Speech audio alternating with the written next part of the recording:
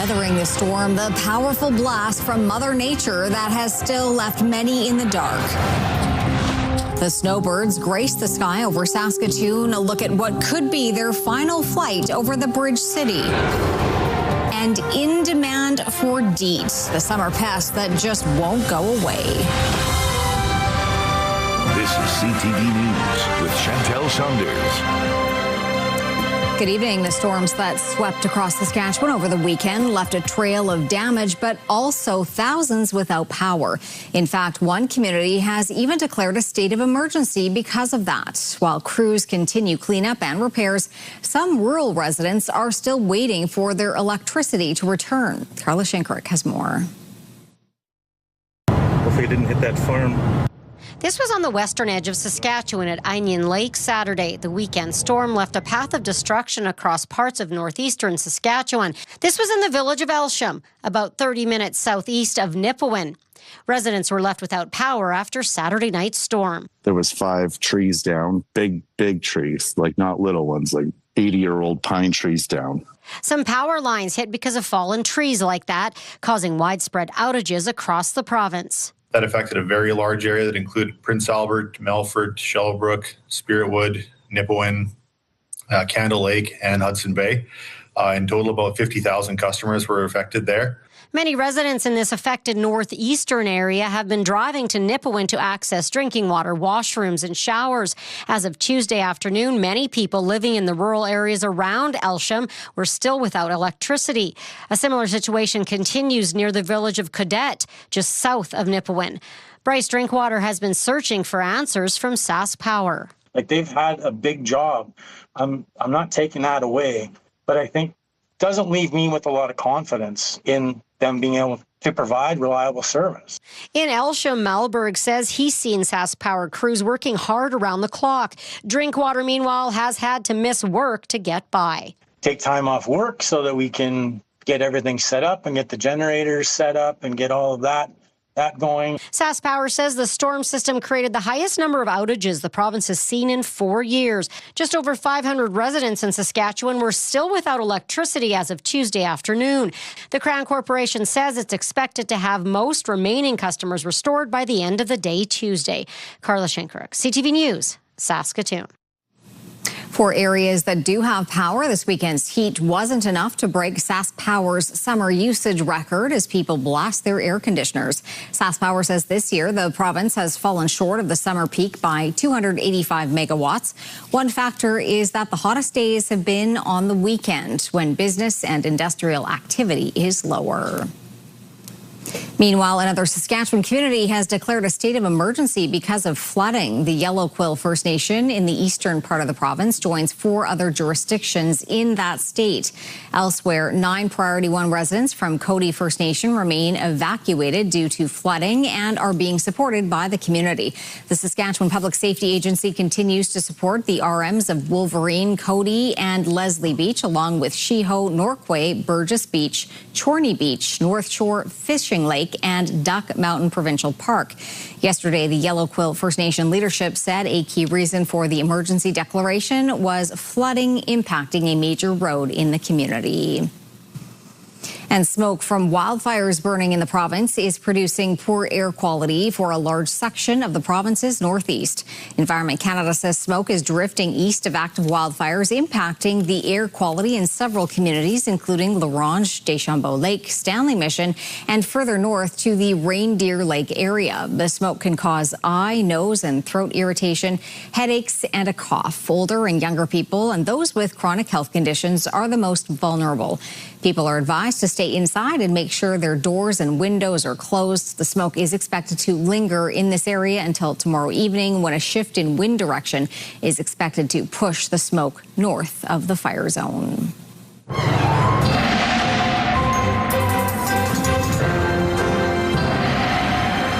Laura in for Jeff tonight. And Laura, it is pretty warm out there and it's getting warmer by the day. That's right. It was an above seasonal July day in Saskatoon by a couple degrees. It was about 28 degrees and sunshine, not a lot of wind, so it made things feel even warmer and humid. That UV index was up there, so make sure you're wearing sunscreen. That's true for today, and even truer in the next couple of days where temperatures get even warmer. I'll have your full weather forecast coming up. A quick stop in Saskatoon today may have given people their last chance to see the Snowbirds Tudor jets before they're retired. And as CTV's Stacey Hine tells us, hundreds lined up to get an up-close look at the iconic team. The iconic Snowbirds soar over Saskatoon. Moments later, hundreds at the Saskatchewan Aviation Museum welcome the team. After climbing out of their jets, the pilots take time to shake hands with spectators. For some, the visit brings back childhood memories. It was something I saw growing up, and it was really important that we brought our kids out to see it too. It was just really awesome. My uncle used to take me to the air show, and we saw the very first one in Moose Jaw that they had, so it brings back a lot of memories. On their way to Saskatoon, the Snowbirds made several low-level passes over communities along Highway 11, paying tribute to fallen veterans and those who have served in the Canadian Armed Forces. It also gave some spectators their first chance to see the team in person. I thought it was pretty cool. I've never seen anything like it before. But it's quite neat to actually see it in person for the first time, because it's like this might be the last time I'll see it, first and last. So, as you can see, the Snowbirds are just making a quick fuel stop in Saskatoon, giving people what could be their last chance to look at the Tudor jets before they retire. In May, the federal government announced the Snowbirds will be temporarily grounded after the 2026 season until their aging Tudor jets are replaced with new aircraft. For one pilot, the Tudor's retirement brings mixed emotions. I've flown this airplane for 5 years now, so I have an attachment to it. But, you know, it's time. Following the announcement, Brian Swittervich worked to arrange a last-minute stop in Saskatoon. It warms my heart, quite frankly, that the team agreed to do this, because it's last-second changes are not traditionally happening in the Snowbird program, so it took some discussion, and they agreed. Meanwhile, some spectators are urging Ottawa to reconsider. A petition has been launched, and some supporters here are signing postcards to the Prime Minister in hopes of keeping the Snowbirds in the sky. For now, the team continues its tour, with Edmonton next on the schedule. Stacey Hine, CTV News, Saskatoon. Mosquitoes are out in full force this summer. The pests have become more prevalent than in previous years. Sally Mandrick has that story. As many people are trying to enjoy Saskatchewan's warmer months and spending more time outside, the mosquitoes are also taking advantage of the warmer months. We've heard from a few customers who've gone up to Waskesiu and actually came back early, kind of abandoned their camping because the bugs were just so bad. So we're hearing it's pretty buggy out there. Over at Ebb's Source for Adventure, a local outdoor activity supply store, the demand for products that deter mosquitoes is high. Yeah, I've had to restock a few times on the bug shirts, for sure, the full ones, for all those people who are going on like multi-day trips. They're just needing that protection from the bugs. One expert says earlier in the summer, recent warm and damp conditions did result in more mosquitoes compared to the 10-year average before starting to decline. So there was a point, where, depending on which week it was, where we were 7-8 times as high as average. Now, I believe we're right about on average. The beginning of the spring, we're actually a little below average. Seemingly it's starting to get back to where the average would normally be, at least in Saskatoon. And it's not just those heading out of the city who have noticed the uptick in pests. In a statement from the city of Saskatoon, it was shared that the city is experiencing a higher than average mosquito presence this year, adding, quote, residents are reminded that mosquitoes can breed in very small amounts of standing water. Eliminating water from items such as bird baths, pet dishes, eaves troughs, tarps, old tires, and low-laying areas can help reduce mosquito populations. Water that can't be removed should be covered, screened, or treated if possible to prevent mosquitoes from using it as a habitat. Meinert says she's hopeful that the pests won't stop folks from enjoying the summer months.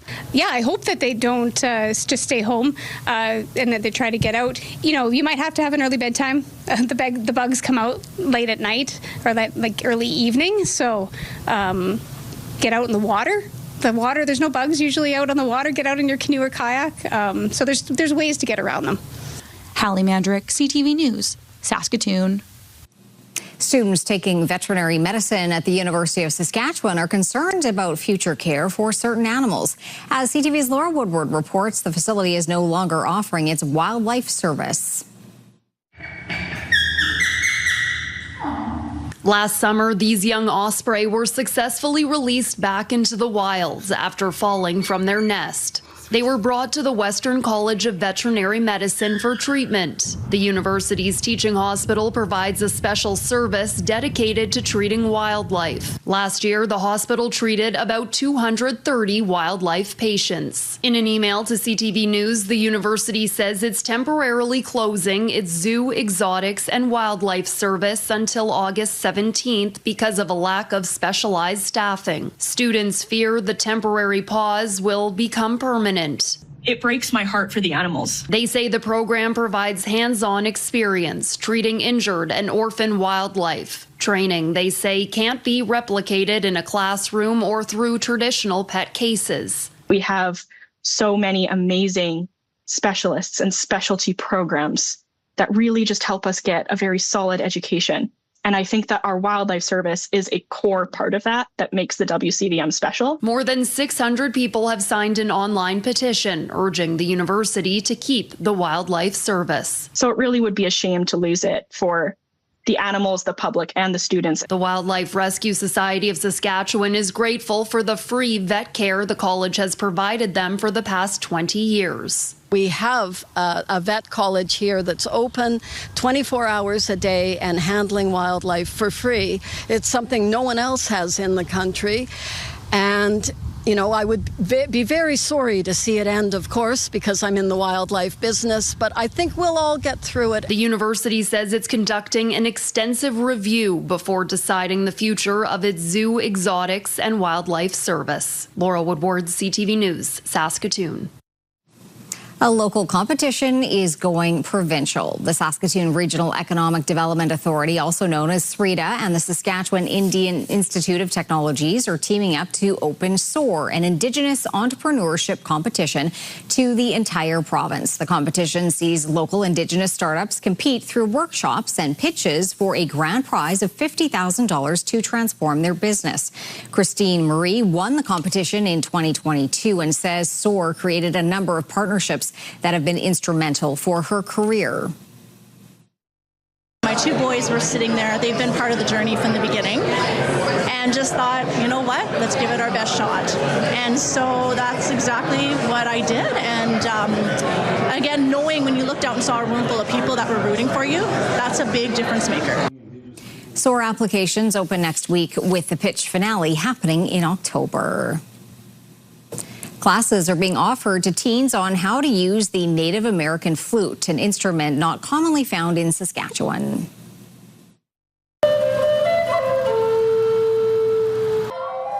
The classes are being offered by a cultural advisor with 50 years of playing experience in the spirit of reconciliation. The class is learning about the cultural significance of the flute, how to play it respectfully, as well as how to construct their own. There's different styles of play. Like we have Naheo way, which is a Cree. We have the Dakota way of play. We have our tribes from the south, the Navajo, the Kiowa, Comanche, as well as the Navajo. I mean, everybody has their own style of play. From there, it's just using your ear and being able to use the flute the way it's intended.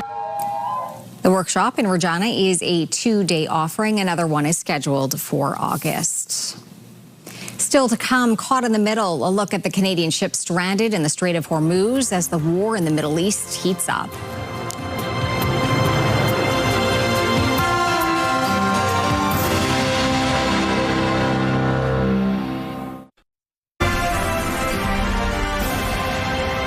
You're watching CTV News live from downtown Saskatoon. Thanks for staying with us. The U.S. and Iran exchanged strikes for a third night, with Donald Trump restarting the blockade of the Strait of Hormuz. Stuck in the middle are 2 Canadian ships. CTV's Judy Trin on the vessels and what Ottawa is saying about it. 2 Canadian cargo ships have been stuck in the Strait of Hormuz for 136 days. The vessels, owned by Quebec company Desgagnés, have been unable to get out during a ceasefire that didn't hold. The tension is extreme right now, so I'll say we were a little bit unlucky in the time and space here. On the weekend, Tehran launched attacks on tankers belonging to U.S. regional allies. A ship from India was also hit, while Washington struck Iran's port cities and vessels. Donald Trump is reimposing the naval blockade, but walking back plans to charge ship protection fees. The U.S. president says Saudi Arabia, the UAE, Bahrain, Qatar, and Kuwait made him a different offer. It was never fair to me that we would be guarding the strait when we basically don't take any, we don't need the oil at all. They said we'd love to do it a different way. We'd love to invest in the United States with billions and billions of dollars. The war on the waterway has prevented the 2 ships owned by Desgagnés from returning to Canada to embark on deliveries to the Arctic Circle as the ice melts. Desgagnés has had to hire replacement ships from Europe in order to deliver essential supplies to northern communities. This was a big cost. So we had to brought the ship here in Montreal, pay the fuel, pay the crew, pay the renting of the ship. There are currently no Canadians on board Desgagnés stranded ships. Most of its crew are from the Philippines or Ukraine. And just 3 weeks ago, the company was able to get replacement merchant marines on board its ships. Judy Trin, CTV News, Ottawa. With tensions high in the Middle East, drivers can expect another big jump in prices at the pumps. CTV's Adrian Gabriel on the skyrocketing costs and who will feel it most. The painful process of pulling up to the pumps is set to get even pricier. Every time I hear the news is going up, it's a scary thing, man. Gas prices are ticking upwards at midnight, anywhere from 5 to 10 cents per liter, depending on where you're located in the country. We are seeing the effect of a shortage, of scarcity, of an energy crunch.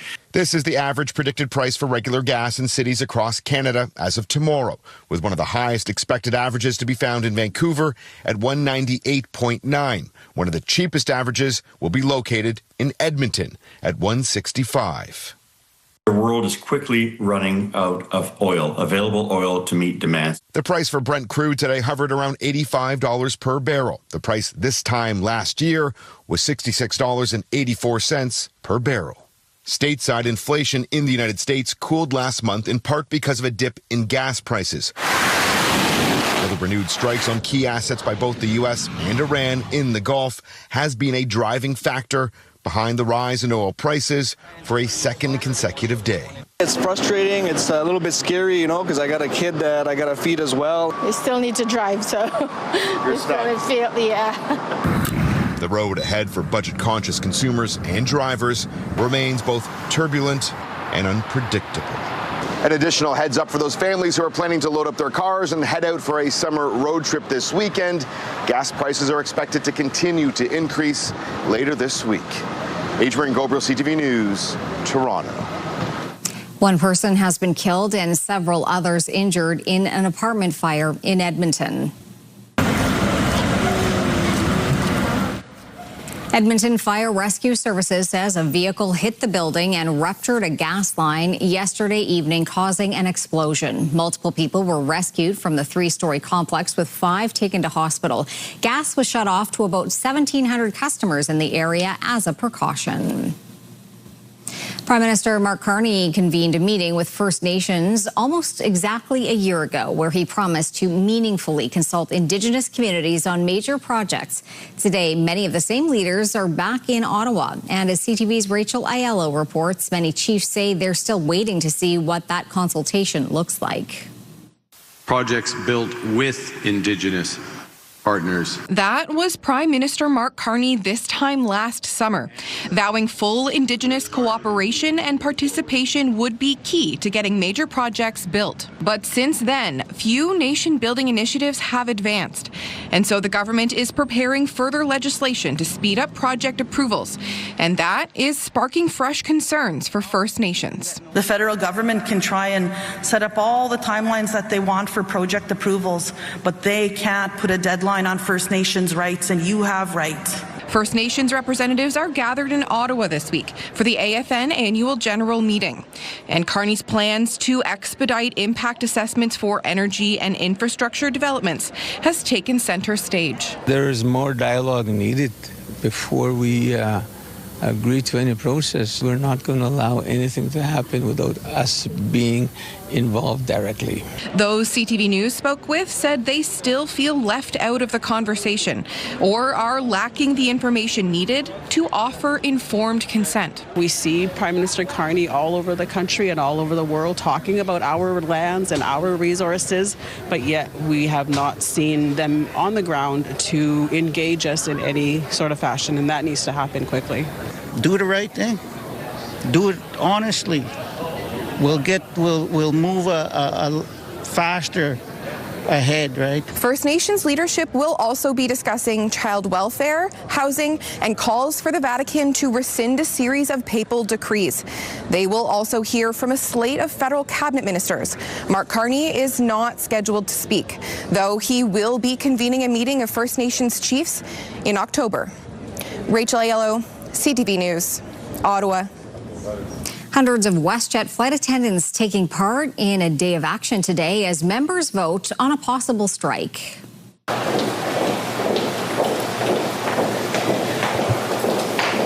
Flight attendants in cities including Winnipeg and Calgary taking part in this demonstration. The main issue is pay. Flight attendants want to be compensated for all of their work.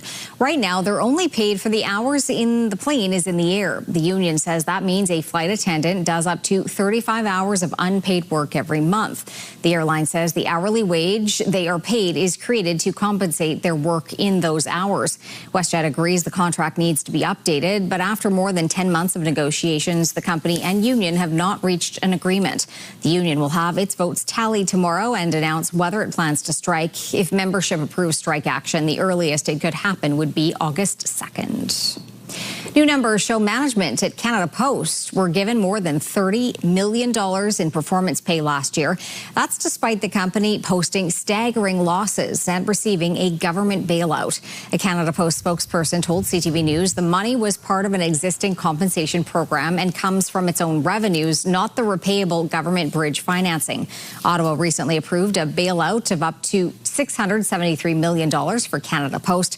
The Crown Corporation reported a record $1.57 billion loss last year.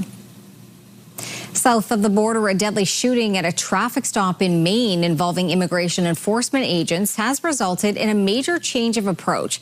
CTV's Joy Malbon now on the deepening concern over ICE tactics in America. The sound of shots fired were heard on a home security camera. Footage shows a white car driving in a circle. It's unclear if this was before or after the shooting at a traffic stop in Biddeford, Maine. ICE agents say they were targeting someone for removal as they pull what appears to be a limp body from the car, handcuffing his hands, the windshield covered with bullet holes. You put him on the ground, and I heard the young man say, "I tried to stop." Clearly heard him say that. Turns out the man fatally shot was not the target. Johann Sebastian Guerrero was a 26-year-old Colombian man authorized to work in the U.S., according to officials. ICE doesn't want to admit what a botched operation that this was a wrongly targeted person, but somebody who was just going to work, and their death was witnessed by a 3-year-old child. From protests in Maine. I don't know what he did, but he didn't deserve to be executed in the street.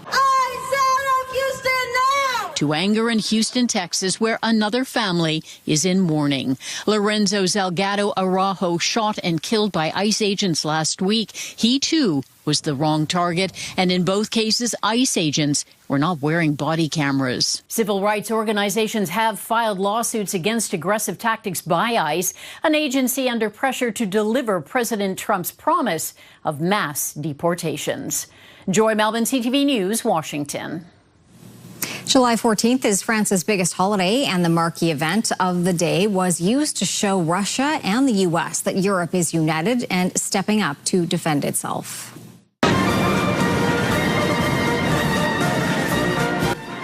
A massive Bastille Day parade in Paris showcased support for Ukraine and symbolically flexed European military muscle. The event included troops and warplanes from across the continent and from Ukraine, which received the biggest cheers of the day as the Ukrainian president looked on. A new crew has arrived at the International Space Station to begin an 8-month mission.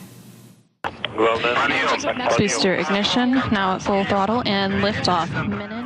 The 3 astronauts launched from Kazakhstan shortly before 11 o'clock this morning. About 3 hours later, they arrived at the orbiting outpost, docking smoothly in automatic mode.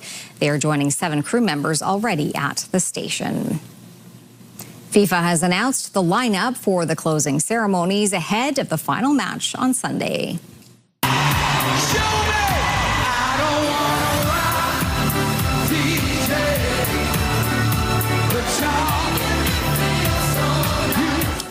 FIFA calls it a star-studded show featuring performances from Robbie Williams, Nicole Scherzinger, and I Show Speed, as well as a special appearance from Tom Cruise. Award-winning singer Jennifer Hudson will perform the Star-Spangled Banner in front of the crowd at New York, New Jersey Stadium. The show starts at 11:30 Saskatchewan time, about 90 minutes before kickoff. All right, Laura, another warm week, and as we said earlier, the days are getting warmer. They're getting warmer, especially into the evening. I've been noticing that, we're used to things cooling off, but it's not really the case. It's staying nice out, even late. 24 degrees right now in Saskatoon, 25 in Prince Albert. And take a look at those wind speeds, really low, making things feel even warmer. 22 and sunshine in the Battlefords. We were slightly warmer than typical temperatures this time of year, just slightly by a couple degrees, high 27, as I mentioned. Normal temperature, 25 degrees, and our low slightly warmer than average as well. The record was set in 1925 at 36 degrees, record low 1993 at 5 degrees, and we're going to see the sun set in a few hours. I'll have your full weather forecast coming up. Coming up, Rev for Painting. A look at a skills competition that has competitors working in color.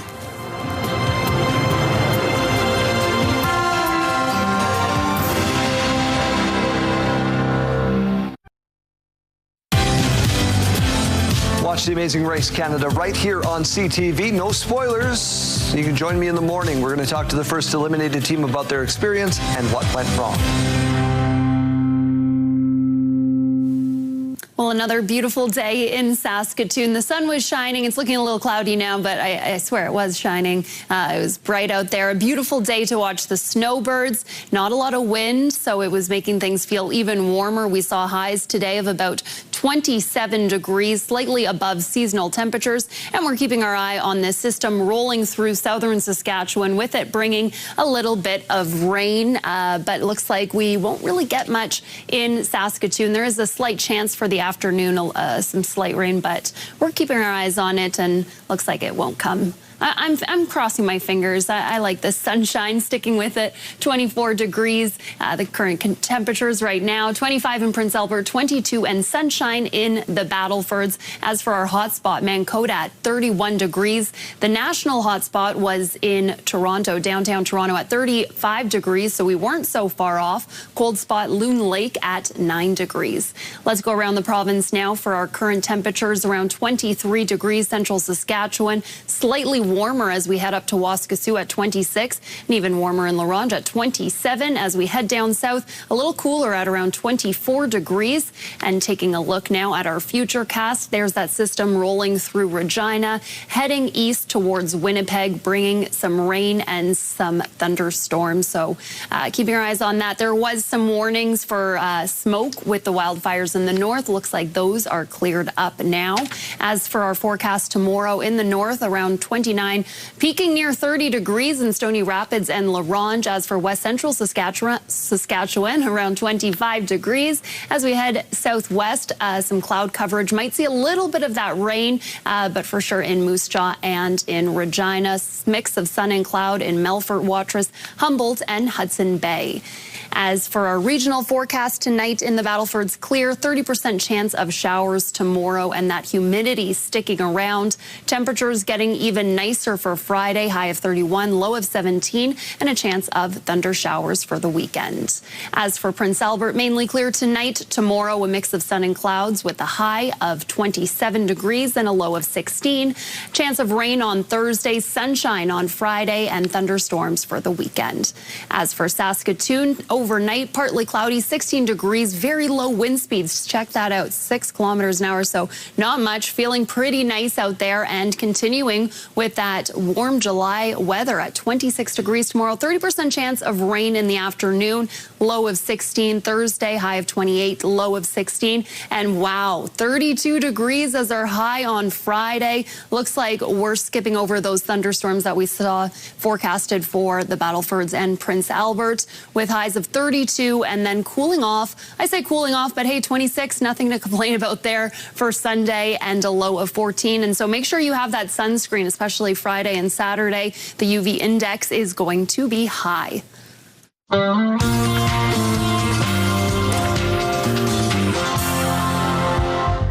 Everything changes.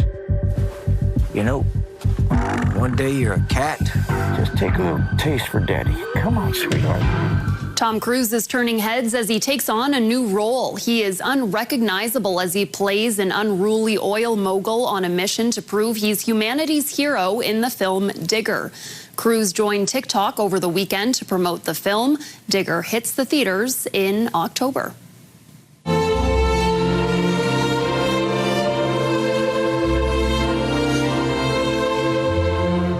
Sir Anthony Hopkins has released his first classical musical single after signing a record deal as a composer. The piece, called Bracken Road, yes, I double-check, Bracken Road. It was composed in 1963 and was inspired by the landscape around his childhood home in Wales. The full album, called Life is a Dream, will be released on August 21st. A dozen U.S. states are challenging Paramount's proposed takeover of Warner Brothers. The lawsuit argues the $81 billion mega merger would, quote, extinguish competition in Hollywood and threaten jobs across the entertainment industry. California's Attorney General warns the deal would lead to higher prices for consumers. Other states involved include Colorado, Minnesota, New Jersey, New York, and that's all of them. Warner and Paramount have argued that merging will be good for growth in the industry and give consumers more access to content. All right, a special edition of Pick of the Day, Laura, because you picked them. Yes, that's right. Well, we saw the Snowbirds. We had awesome footage of it, and people were out taking pictures themselves. This was taken by Joan. She says, a small group of us gathered on our balconies to watch the Snowbirds do a flyover downtown Saskatoon, saying history in the making. And I think that is so well said. It was history in the making for sure. And what a gorgeous picture that is with the pink. We also have this photo taken by Bev. She says, lovely canola field near Cando. And the fields are great. I just drove outside of the city over the weekend, and man, it is gorgeous to see all those canola fields all yellow and those blue bright skies. So a gorgeous picture from Bev. And then we have this picture taken by Jerry, and he says, we counted 22 pelicans on the river last night. Looks like it's near the Weir, and those are a lot of pelicans all together. All friends just gathering out, enjoying the sunshine there. So thanks so much for sending in your pictures. If you have a picture you'd like to share with us, you can email it in at, I forget the, cfqcnews@ctv.ca. And Jeff wants you to put the subject line, Pick of the Day. I don't mind. You can put whatever subject line, but Jeff wants Pick of the Day. So thanks so much for sending in your pictures. Still to come on CTV News, a colorful competition. A look at what a group of students is preparing for one creation at a time.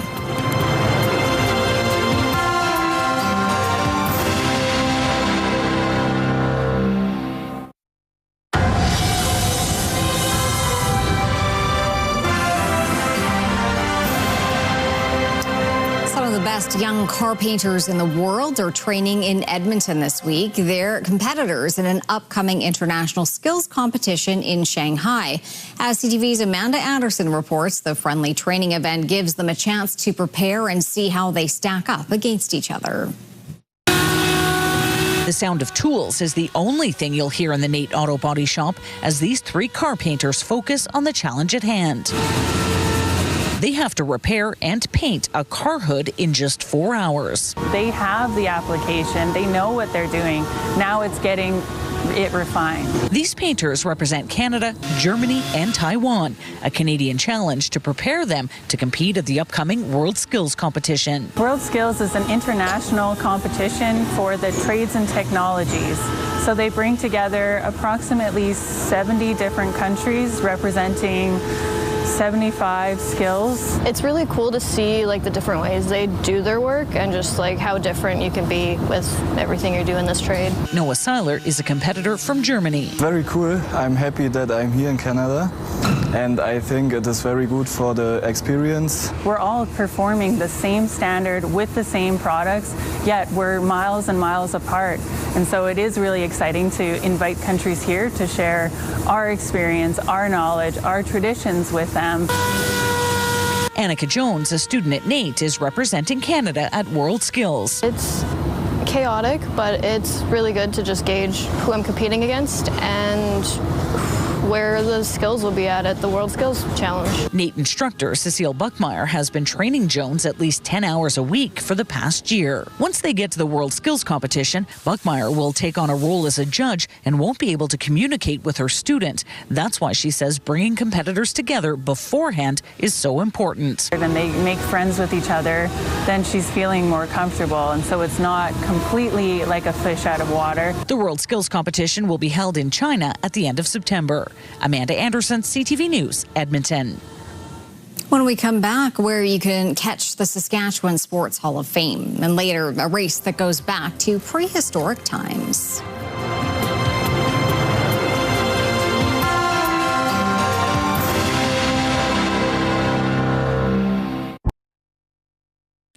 Here's what's happening in our community. As You Like It and Julius Caesar are this summer's offerings from the Shakespeare on the Saskatchewan Festival. You can catch these professional productions from July 14th to August 23rd. Professional women's tennis returns to our province with the Saskatoon Pro Tennis Classic, July 19th to 26th. More than 60 international players will compete for prize money and WTA ranking points. You can submit your community event by visiting our website and clicking on Community Calendar or scan the QR code on your screen.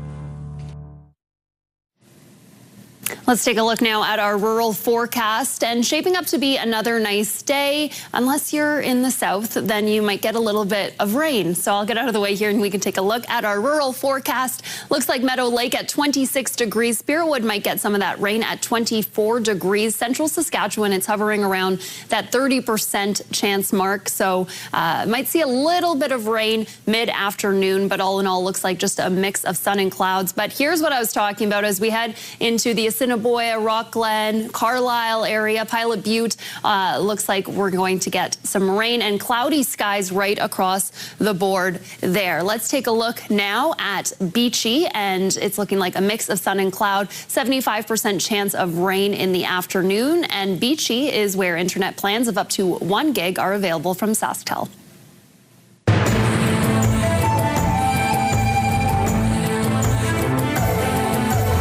Greetings, everyone. Technology is always evolving and the next gadget is always around the corner. But radio communication is something that has been used for decades and is still being used daily across the country. 4 radio stations in northern Saskatchewan just received federal funding to keep residents up to date in a variety of Indigenous languages. The Cree language is being broadcast right now to over 70 communities in Saskatchewan. One of the unique features at NBC Radio, intended to retain language and culture.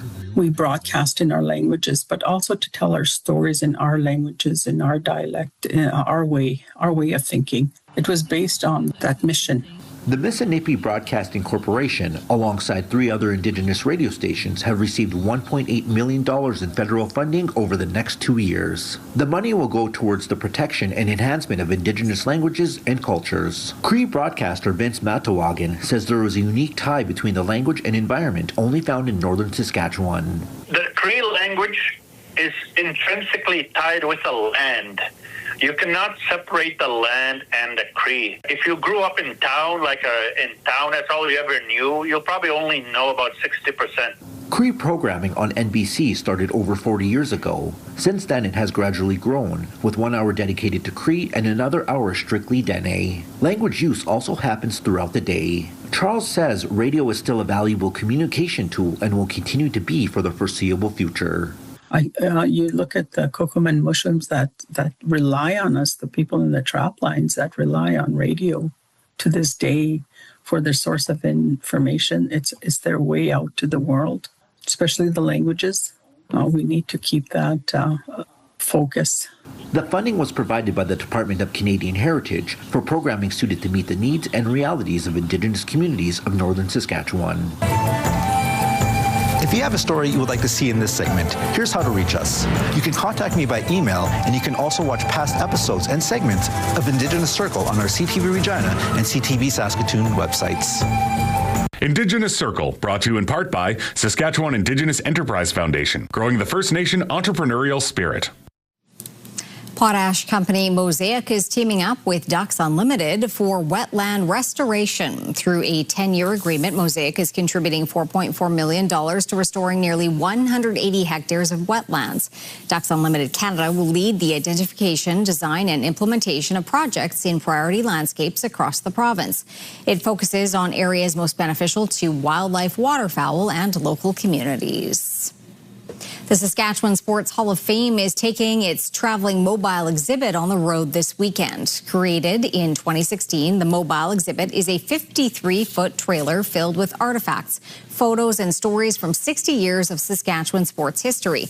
It will stop in Saskatoon for the 2026 WCBL All-Star Weekend at Cairns Field.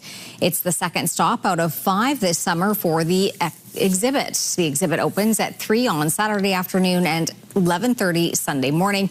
It will be at the Tony Cody Summer Games in the Battlefords the following weekend and the Shake the Lake in Regina at the end of August. Admission is free, but donations are accepted. Turning to local gas prices now, the average price in Saskatoon currently $1.64.5 a litre. The lowest price in town is $1.52.9. On Saskatchewan markets, Cameco finished the day at $128.87 and Nutrien was up 81 cents. Coming up, a costumed thief caught on camera.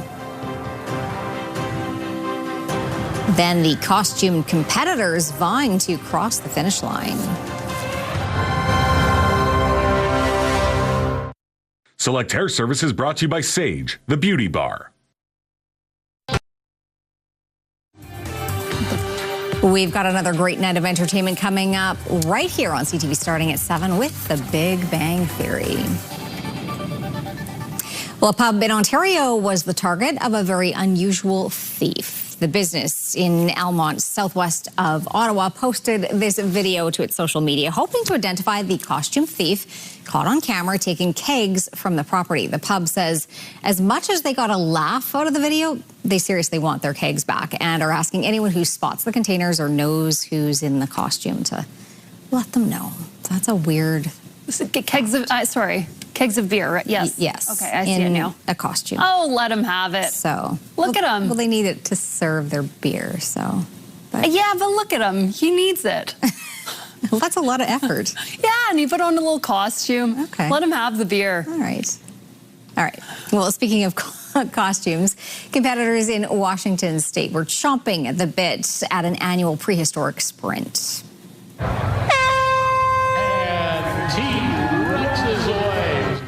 It was off to the races as people in T-Rex costumes took off toward the finish line. A little drama, though, as the race leader took a tumble, a little bit of a bruised ego, but that tumble allowed another Rex to devour the competition, taking the title of T-Rex World Champion. I didn't know that was a thing. No. I didn't either, but congratulations. Yes. We're very proud of you over here. Big trophy, too. And she deserved it. Yeah, look at her go. You know, I don't need another hurdle to be running in. I don't need... Yeah. I have enough problems. I agree, and that would be a very hot suit to run in as well. Yeah, so we're good, because it's going to be hot here. And it's going to be very hot. Let's take one more look at our 7-day forecast. Things warming up, especially on Friday. Chantel, check out that number. 32 degrees as our high, low of 18, hardly a low, and another beautiful night. Love it. Good night. Good night.